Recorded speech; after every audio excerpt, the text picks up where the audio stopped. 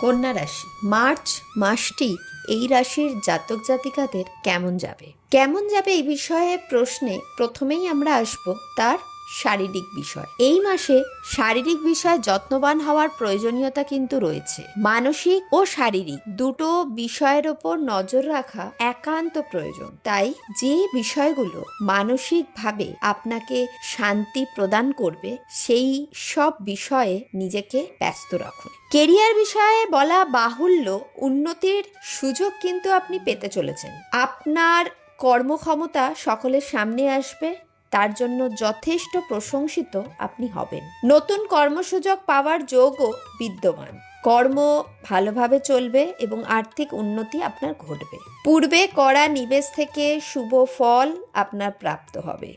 তবে আয়ের সাথে সাথে খরচও বাড়বে, তাই খরচের বিষয়টি নিয়ন্ত্রিত করা বাঞ্ছনীয়। জীবনে প্রেম ভালোবাসা ভরপুর থাকবে, রোম্যান্টিক সময়ও আপনি কাটাতে পারেন, তবে সম্পর্কে বিশ্বাসের পরীক্ষা কিন্তু আপনাকে দিতে হবে।